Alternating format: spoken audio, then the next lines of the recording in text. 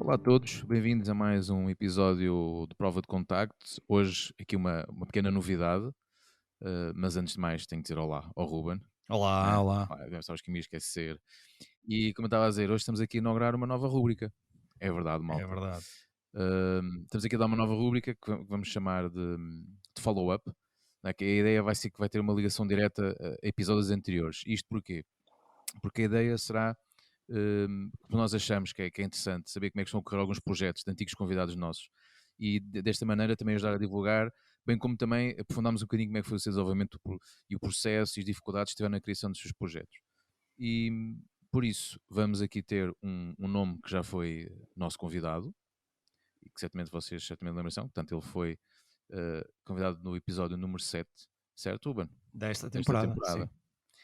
E por isso nós decidimos ferir todo o sentido de começar esta rúbrica com um projeto do qual nós somos orgulhosos apoiantes, que é a publicação do livro Jamaica, do G. Sarmento Matos, que, como eu disse, foi nosso convidado no episódio 7. Se vocês não viram essa conversa, recomendamos vivamente, que é desta temporada.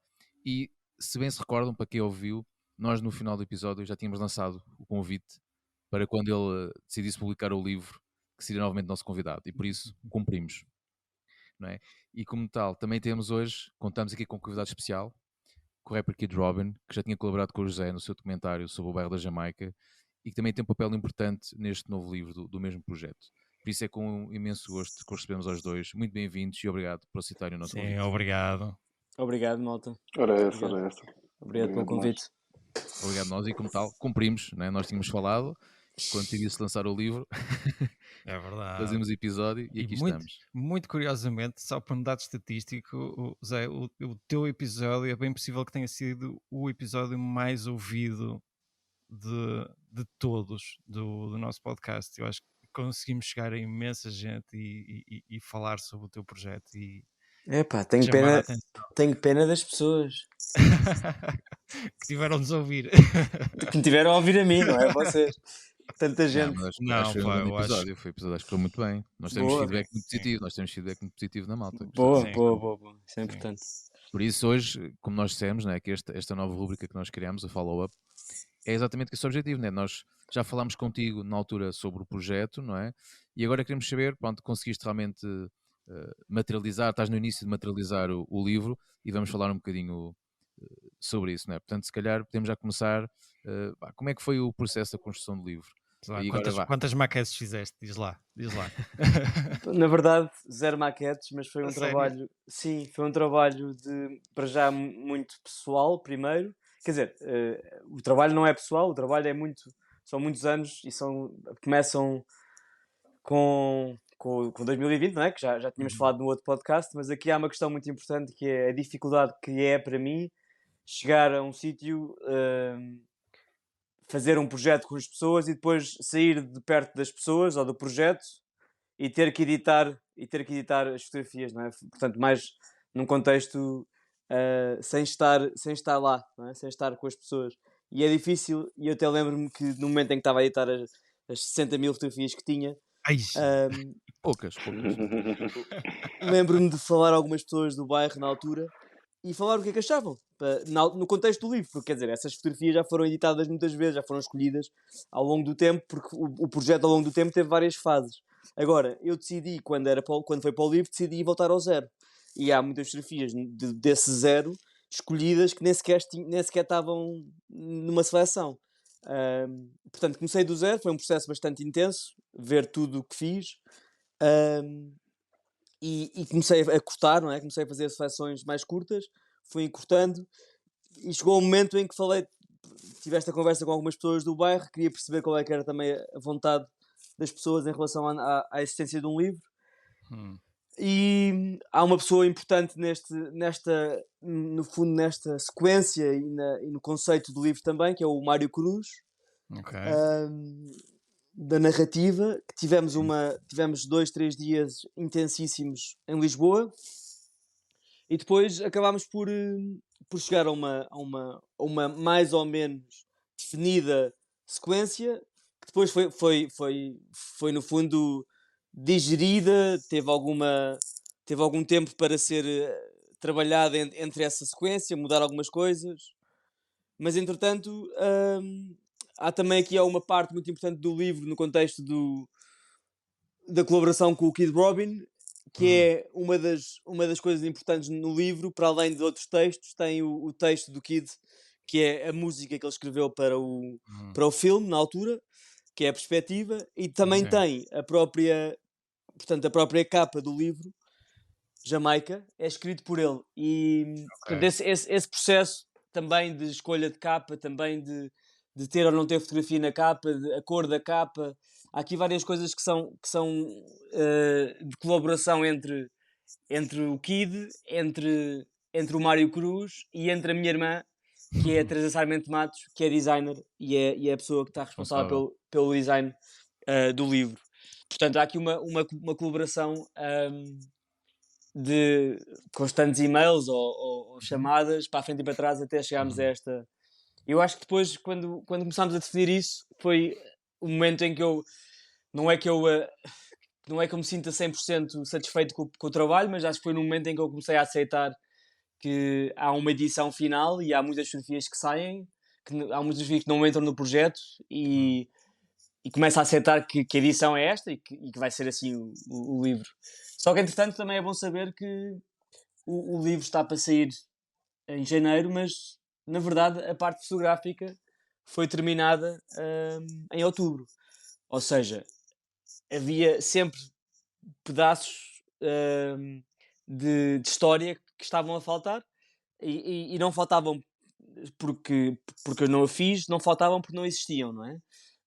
Por exemplo, a total demolição dos prédios no bairro, que é uma coisa que estava a demorar, o processo de realojamento e de novo começo, desculpem a redundância, mas de começo nas vidas novas, nas casas novas das pessoas, demorou algum tempo, mais tempo do que era suposto, e pronto. Portanto, o trabalho mesmo fotográfico foi sendo completado conforme o desenvolvimento das coisas. Pronto.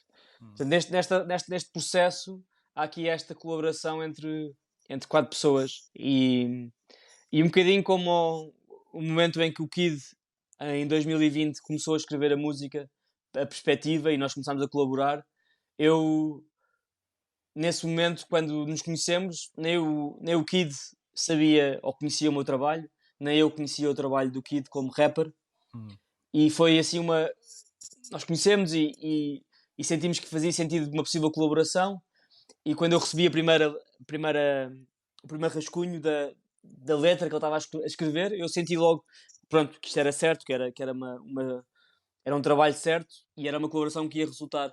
Por acaso era isso que ia perguntar ao Kid, como é que foi quando o Zé te aproximou com a ideia desta colaboração, e o que é que te inspirou também no trabalho dele para a música? Eu, desde já, boa noite a todos e obrigado pelo convite. Nada. Como o Zé disse, eu como ele entramos no projeto um pouco às cegas. Era uma tarde em que eu estava no estúdio, e o meu estúdio era ali no Rei de Chão, e uma mulher do bairro bate a porta e diz: olha, tenho aqui uma pessoa para te apresentar, que está à procura disto e disto e disto, de um artista para fazer uma música para um projeto e tal e tal. E eu disse: é para fazer música, eu estou dentro. E na verdade eu não tinha muito bem percebido o que era, mas percebi que era para fazer uma música sobre o bairro, sobre o que estava-se a passar na altura com o Covid e a situação do realojamento lá no bairro e tudo mais. E pronto, atirei-me assim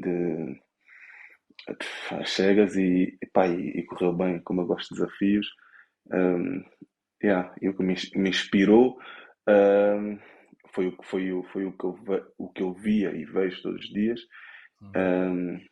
e a nossa realidade, né? A minha perspectiva, não só a minha, mas de quem está ali naquele meio, dentro do bairro.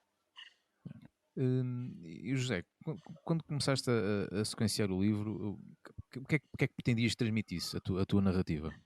Relativamente até podemos comparar com o documentário. Sim.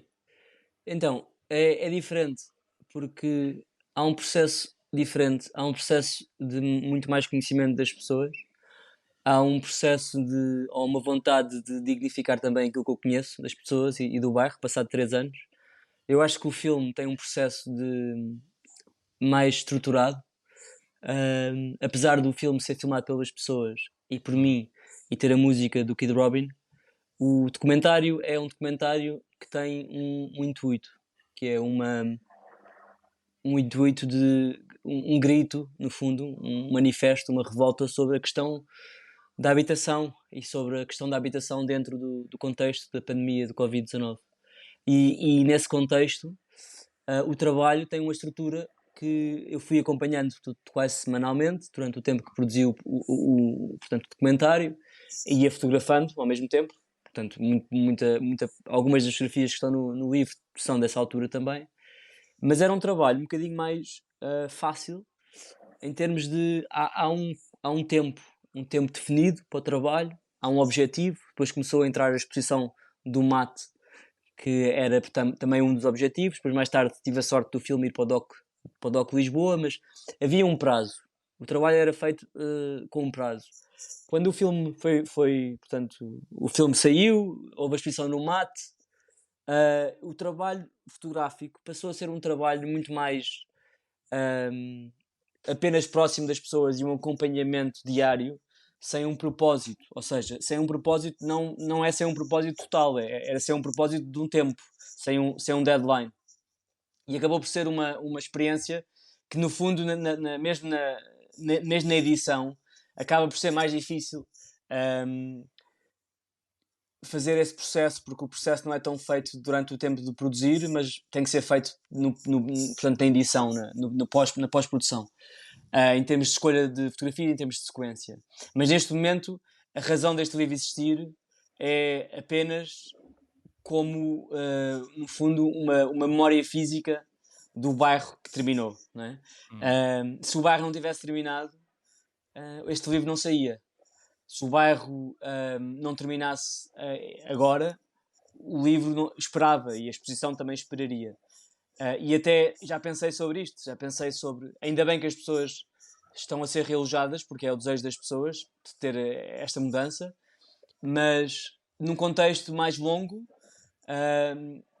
se o trabalho, ou se o realojamento das pessoas fosse mais tarde, eu continuaria a acompanhar durante os anos que fossem precisos, para que pudesse, no fundo, deixar este registro, não é? Este registro físico, esta memória do bairro. É uma memória que eu não sei se é uma memória, não é? Porque a mim custa-me dizer que é uma memória, porque também quem sou eu para definir o meu trabalho como memória do que quer que seja? E isso para mim é difícil. É uma tentativa de deixar uma memória, não é? É uma tentativa de deixar uma memória também, porque o tempo que eu tive no bairro são apenas 3 anos, numa história de muito mais anos, não é? De 3 décadas, quase 4.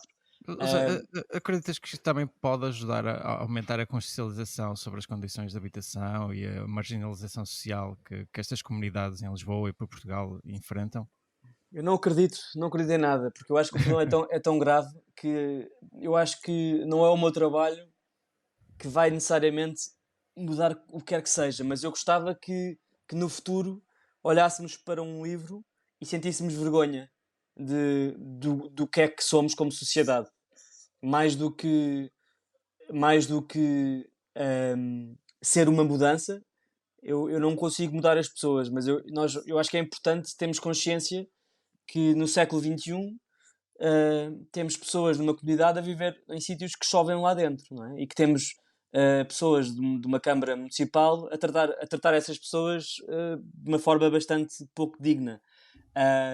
E com zero preocupação. Aliás, o Kid Robin pode falar sobre isso. O curioso que é, assim que o bairro começa a ser realojado, todos os passeios à volta da zona onde está o bairro são arranjados e têm flores e têm um passeio incrível para as pessoas passearem. Quer dizer, porque é que não fizeram isto durante o tempo que as pessoas estavam lá numa condição difícil? Porque é que não melhoraram outras coisas que deviam ter melhorado, não é? Porque é que deixam que a infestação de ratos exista e não façam nada? Qual é o objetivo? No fundo, é perpetuar este problema, não é? Portanto, se houver alguma coisa para mudar, tem que ser muita coisa mesmo. Agora, termos consciência que isto existe no século XXI e que não só é o bairro da Jamaica, que tem um final relativamente feliz num contexto de mudança de habitação, Sim. continua a fazer parte de uma realidade bastante estigmatizada, que é o racismo que vivemos em Portugal, mas Uhum. há outras realidades semelhantes ao bairro da Jamaica que ainda existem, que também precisam de ser mudadas e que muitas vezes não têm a sorte de ser realojadas, são apenas despejadas.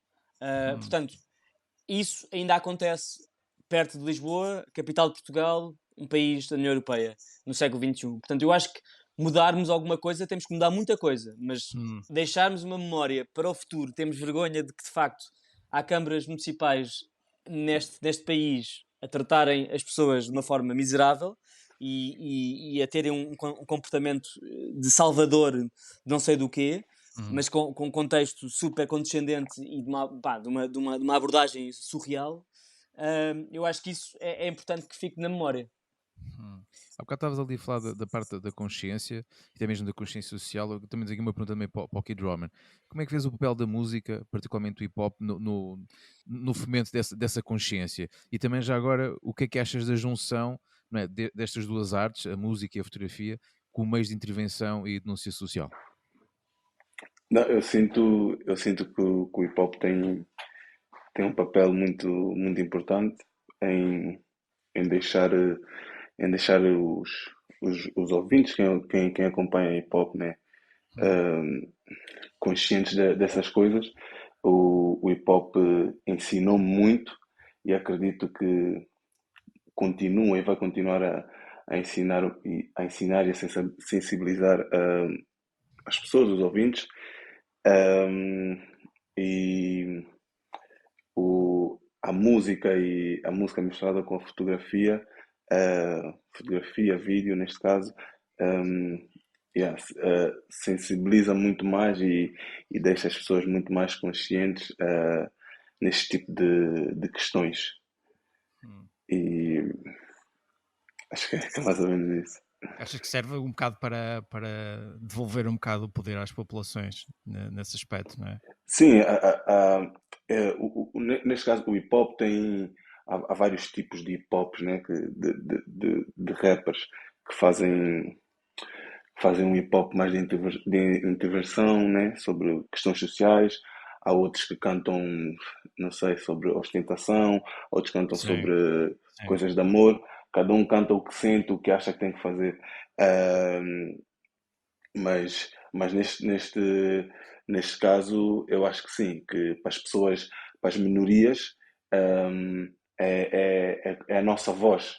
Nós ouvimos alguns artistas que conseguem fazer chegar a mensagem de milhares de pessoas, ah, para outras milhares de pessoas que nem imaginam o que é que se passa ali. Por exemplo, com esta música e com este projeto, eu sei que fomos ouvidos em sítios e por pessoas que de outra forma não teria sido possível. Então a música, o hip hop tem esse poder. E depois Ou eu seja, sei o que há porta-voz pessoas da que. comunidade. Eu disse ao Zé, quando estávamos a fazer o projeto, eu quando comecei a sentir dúvidas, a dizer não sei se sou a pessoa certa para fazer isso. ahm, Pá, não sei, estou aqui a escrever, não sei se as pessoas que estão aqui vão gostar disso, se depois o que vai vir com isto eu também estou pronto para isto.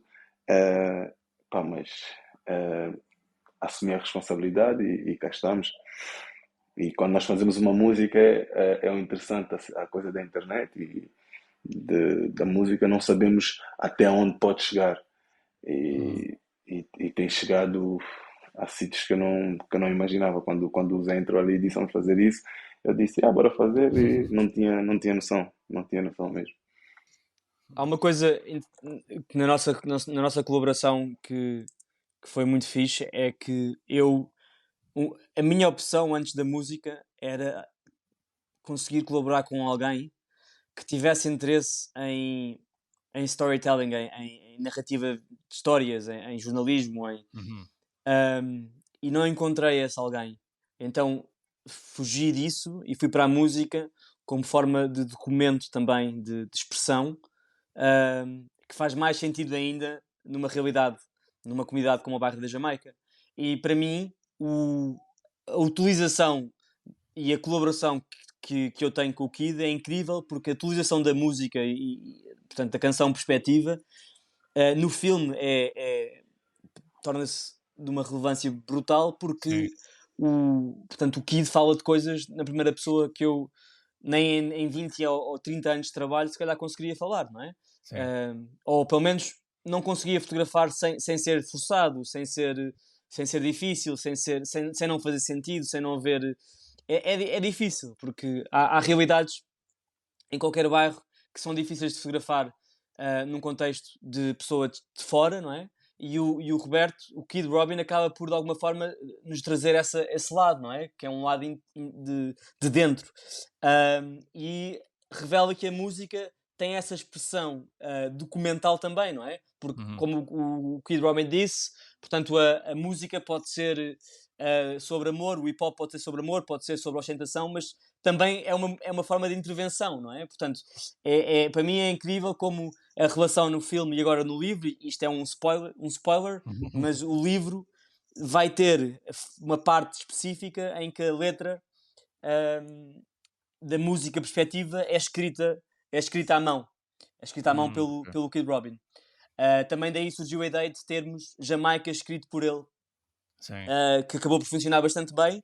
Ele também tinha dúvidas ao princípio e acho que ele próprio está tão contente com a capa ou com essa colaboração como eu, acho eu. O Kid, já viste o livro? Já viste alguma coisa?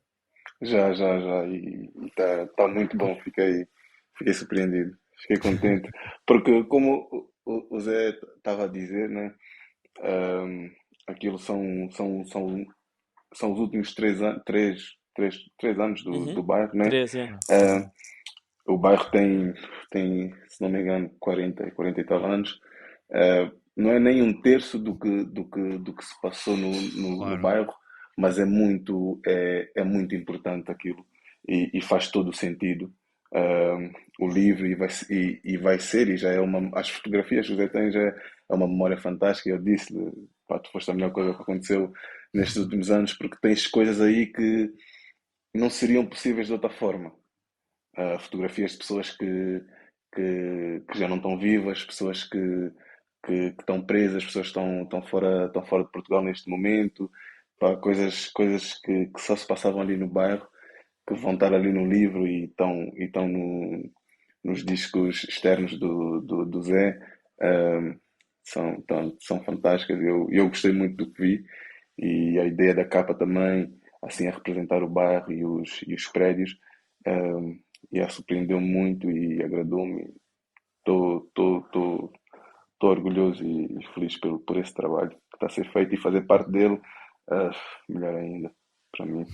Então, já agora, Zé, e já temos aqui o feedback, né, que o Kid Robin já viu o livro, também o Mário Cruz também ouviu, e se tiveste mais alguém que tenha dado feedback na construção, ou tentaste como que fosse uma coisa mais contida a nível de exposição para influência de terceiros, e focaste mais tu e o Mário na construção da narrativa?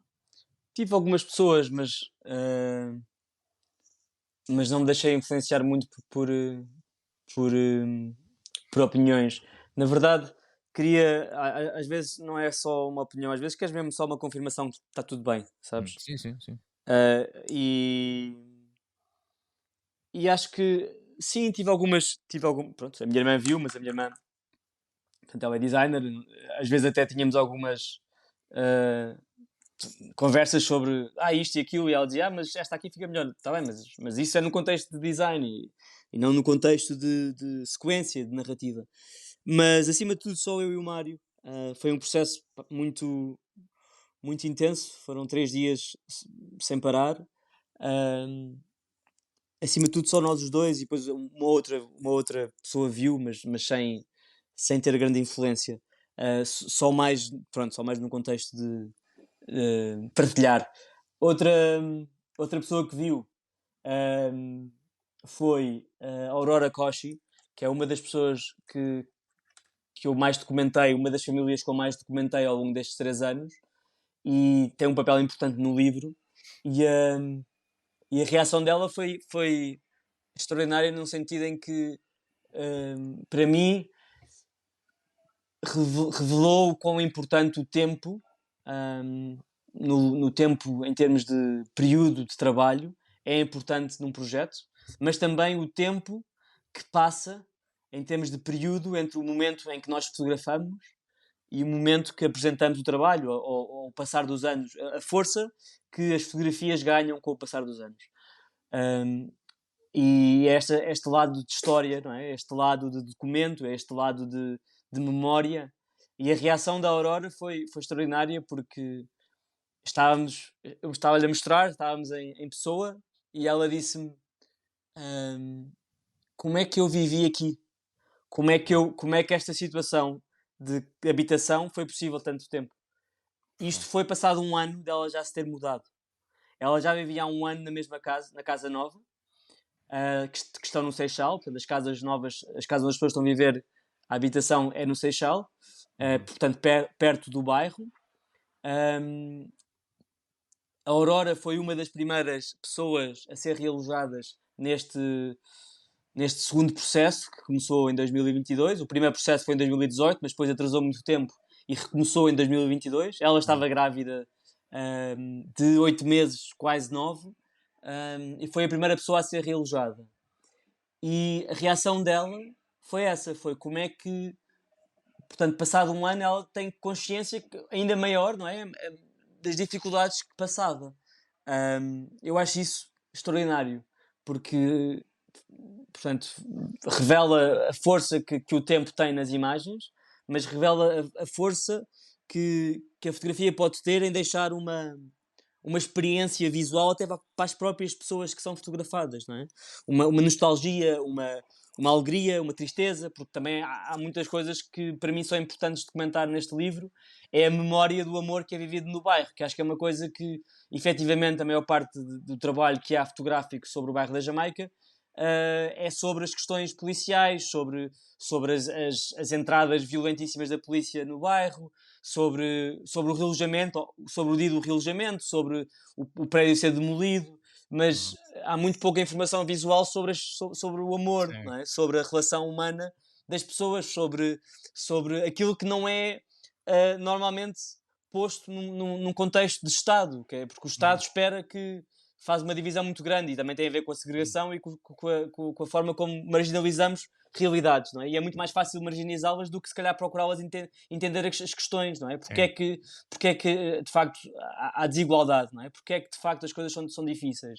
E eu no meu livro, acima de tudo, procuro entender mais sobre a realidade e sobre as pessoas, e estar com as pessoas e ouvir as pessoas e deixar com que... E aliás, acho que o processo do filme é fundamental neste contexto, nesta relação. Sim. Porque o próprio filme é filmado pelas pessoas. A partir do momento em que isso acontece, eu começo a perceber o que é que as pessoas querem e como é que as pessoas querem ser vistas, ou como é que é a vida delas de acordo com aquilo que elas filmam. E o mesmo com a música, ou mesmo com a canção do Kid Robin, a perspectiva no filme e no livro tem esta dimensão pessoal e de dentro, não é?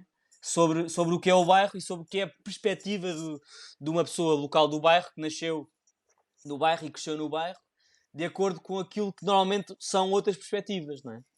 Então o livro é quase uma complementariedade ao documentário, à música, tudo isto é quase como um package, não é? Podemos pensar assim, quase como um conjunto de storytelling que conta toda uma história, não é? Sim, o livro é a conclusão daquilo que nós pedíamos no filme, que era o relojamento, não é?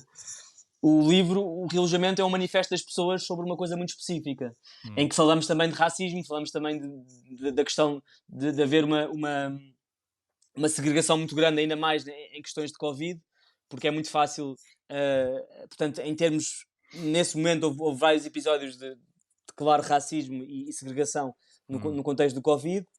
A maior dificuldade em viver portanto, em isolamento também na altura mais difícil, não é? Portanto, o trabalho era muito sobre isso e sobre a necessidade urgente das pessoas serem realojadas, e agora, no fundo, o livro é conclusão, não é? Eu, como disse há bocadinho, o livro não ia sair agora se o realojamento não acontecesse agora. Claro. A exposição na narrativa não ia acontecer em janeiro de 2024 se portanto, o bairro não terminasse.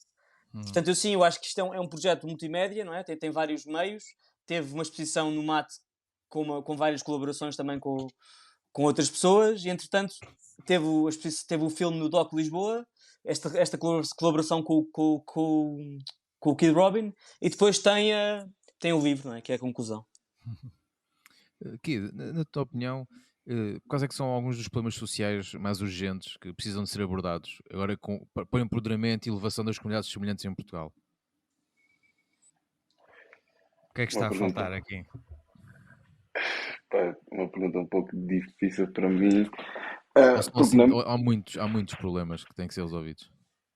yeah, eu- pá, eu sinto, foi como eu disse na música, e agora com o fim do bairro está mais que comprovado, é que quem comanda isso, quem está à frente disto, eles no fundo não querem mesmo saber das pessoas que estão ali nesse tipo de situações.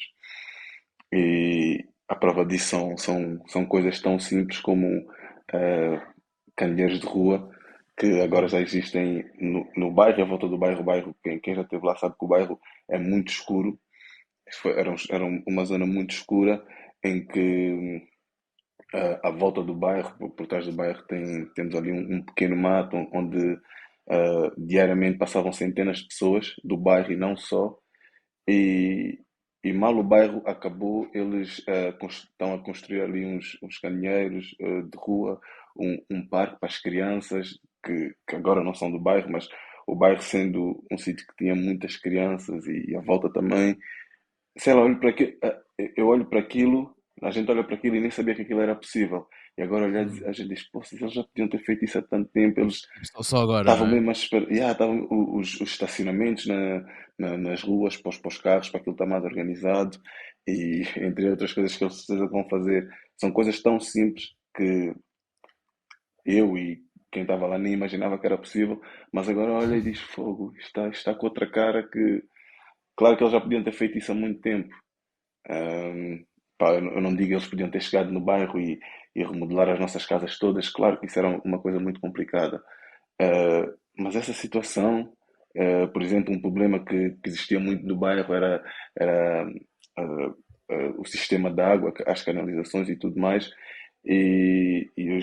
os moradores batalhavam muito e pediam muito ajuda à Câmara para resolver as situações e que no fundo nunca foram resolvidas. E hoje, olhando para aquilo, o que está a acontecer agora, dá para perceber que eles podiam ter resolvido aquilo num piscar de olhos. Uma coisa tão simples que mudaria a vida de toda a As gente pessoas ali que lá no estão. bairro Sim. e a saúde, porque depois eram esgotos abertos e ratos e tudo mais, as pessoas a respirar aquilo e tal. E eles não queriam saber. Então, o que é que há para mudar? Acho que há para mudar muita coisa.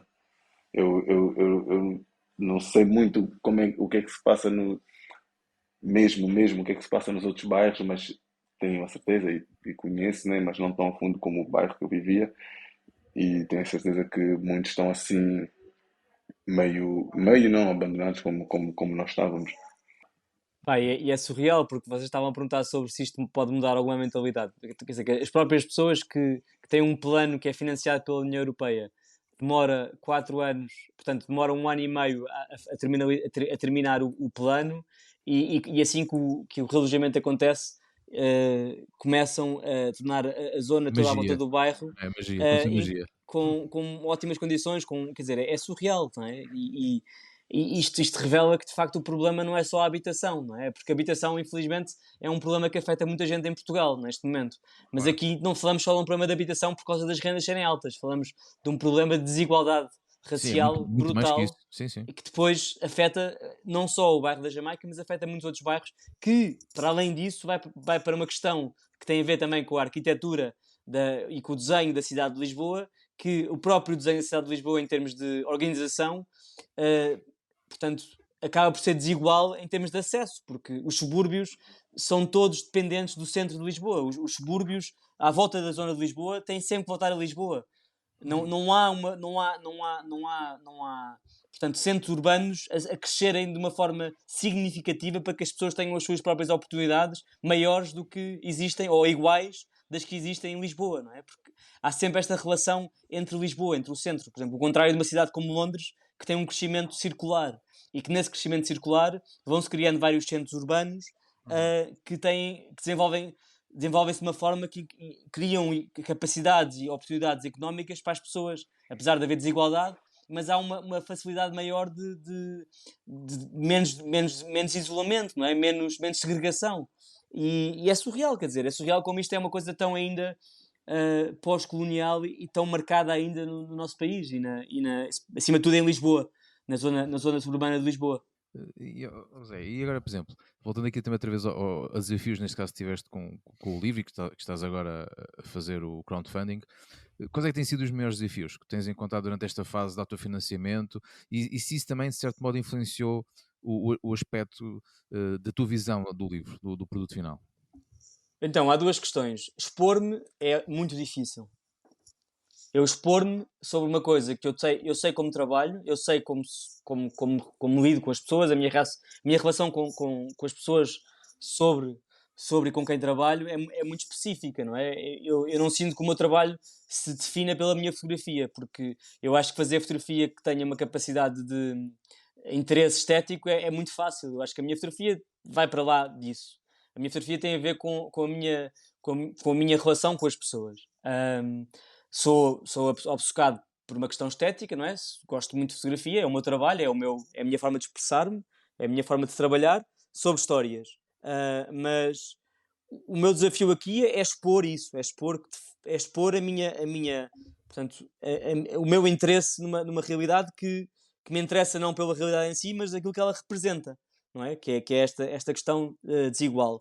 E por outro lado, fazer um vídeo, por exemplo, para o crowdfunding foi muito, muito difícil.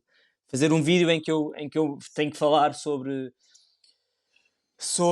o trabalho, sobre a minha abordagem, sobre a relação com as pessoas, também é difícil. Mas depois há aqui uma coisa muito positiva, que eu não tinha noção, mas fazer uma campanha de crowdfunding para um livro tem uma vantagem brutal, que é, apesar das pessoas terem que ajudar para o livro ser produzido, no contexto dessa ajuda, o livro está a chegar a pessoas que não são fotógrafos. E o problema dos livros de fotografia e da fotografia em geral é que parece que trabalhamos para agradar fotógrafos.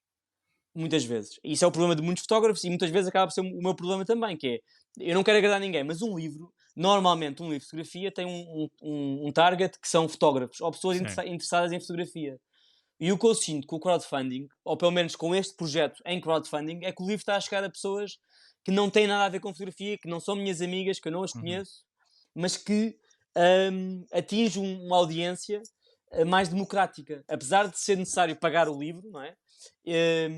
Não é preciso ir a uma loja de fotografia, não é preciso ir a uma loja de livros de fotografia, não é preciso ir a uma loja de livros sequer. Tu tens um sítio em que podes comprar o livro, ou podes reservar o livro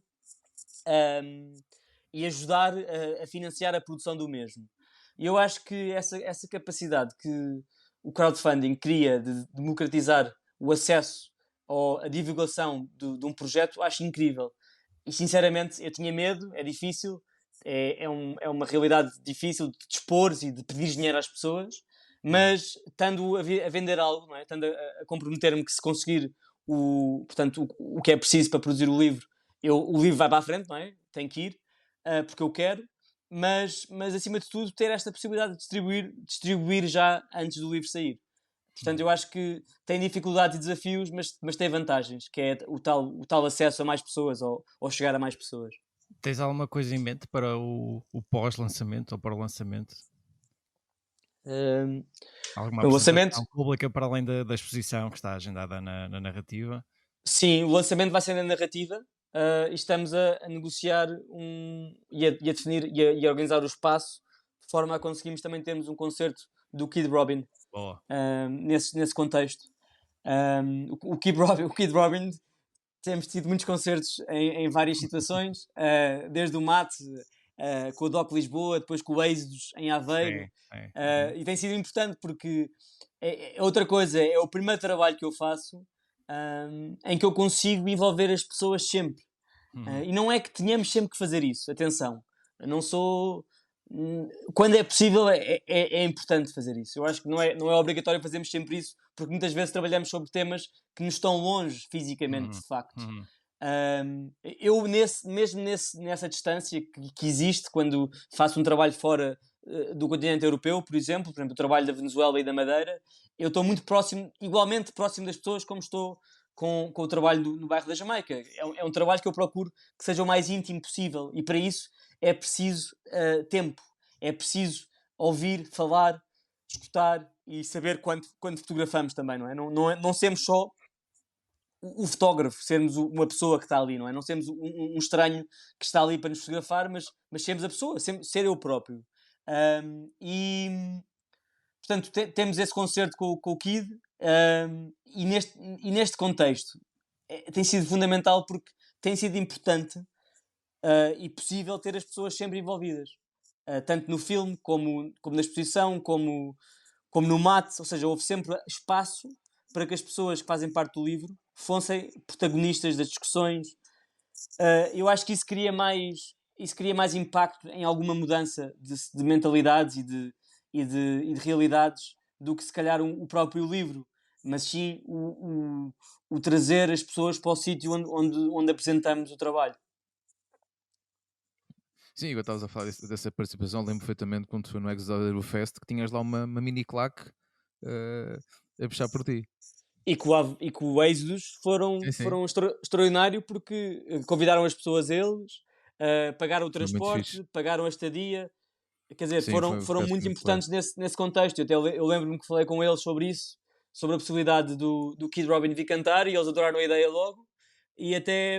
Não, na verdade foram eles não fui eu que abordei, foram eles que me abordaram sobre essa possibilidade, e depois eu disse, olha, mas era fixe, convidarmos pessoas do bairro, algumas pessoas protagonistas do trabalho, e eles, sim, claro, pá, e isso é incrível, não é? Mesmo o Doc Lisboa também deu-me sempre bilhetes para as pessoas, mas quer dizer, eu acho que lá está, eu não quero ser arrogante e não quero dizer que as pessoas tenham sempre que fazer isso, mas a verdade é que muitas vezes acontece essa possibilidade de existir, e as pessoas estarem no sítio onde os trabalhos são vistos e falados, e não aproveitam essa oportunidade. Não é que eu consiga fazer isso sempre. Se calhar, se tiver uma exposição em Londres, eu gostava de eventualmente fazer um concerto com o Kid Robin em Londres. Ele não sabe disso, mas eu gostava. Mas se calhar não vou conseguir trazer as pessoas todas do bairro, não é? É difícil. Mas quando há essa oportunidade, não é um trabalho, é só um prazer fazer isso, não é? É só faz sentido. É só não é tipo, estou-me a dar ao trabalho de... não, estou a fazer o mínimo, que é ter as pessoas no sítio onde elas também estão a ser vistas e faladas, e elas também falarem, e elas também fazerem parte da discussão, não é? Estás a dizer, Kid, ficaste aqui a saber de repente que ele quer te levar para Londres. Yeah. Foi uma surpresa, que eu também não Ficaste sabia. aqui com uma revelação em primeira mão. Yeah. Porque eu gostava de fazer uma exposição cá, não é? E gostava de também fazer um lançamento do livro cá, porque onde eu estou agora. E portanto, adorava, e estou a tentar fazer isso, mas vamos ver se conseguimos. Pronto, já fica aqui, já tens de ficar atento. Yeah, tenho que ficar pronto. Pode ser aqui a Inglaterra. Malta, para quem está a ouvir e quer apoiar este projeto do José, basta ir ao site da Kickstarter e procurar por Jamaica com capa, ok? Ou então podem clicar também no link que certamente nós iremos colocar na descrição deste episódio. Tem várias possibilidades de poderem contribuir, tem várias variantes, né? Um livro, 2 livros, autografado, com mais extras, mas não deixem de apoiar este fantástico projeto, que a gente esperamos rapidamente que fique finalizado e materializado, não é? E em janeiro lá estaremos, não é? Lá será lançado na narrativa. Kid, queres aproveitar também para divulgar os teus contactos? Quem está a ouvir, onde é que pode acompanhar o teu trabalho, redes sociais? Partilha, divulga aí. É sempre uma oportunidade para vender o peixe. Claro. Yeah, quem quiser saber mais e ouvir a música que eu fiz para o projeto, que ainda não acompanho, não teve a oportunidade de ouvir, chama-se Perspectiva, e pode me encontrar em qualquer plataforma, Instagram, Facebook, Spotify, YouTube. É Kid Robin com 2 N's, e tenho a certeza que lá no meio das minhas músicas há uma que vai agradar, e certamente que sim. Malta, muito obrigado a ambos por serem disponibilizados a virem falar aqui neste primeiro episódio desta rúbrica do Follow-Up. Brevemente esperamos ter algumas novidades sobre estes novos conteúdos. Por isso basta estarem atentos ao nosso Instagram e Discord, para o qual a gente vos convida a aderirem, caso não tenham feito. Tem um link do convite na nossa bio do Instagram, e como já sabem, se já são nossos ouvintes regulares, mas convém sempre relembrar, podem nos contactar por e-mail, que é Ruben, ou provadecontacto.podcast@gmail.com, ou então por direct message aqui no Instagram, para poderem divulgar os vossos projetos, fotolivros, exposições, workshops, tudo o que seja relacionado com fotografia ou vídeo, podem contar connosco para divulgar, ok, malta? Mais uma vez, muito obrigado aos nossos convidados e muito obrigado também por terem estado a ouvir-nos, ok, malta? Por isso, Obrigado. até o próximo episódio. Muito Obrigado, obrigado. Um abraço. Malta, grande abraço.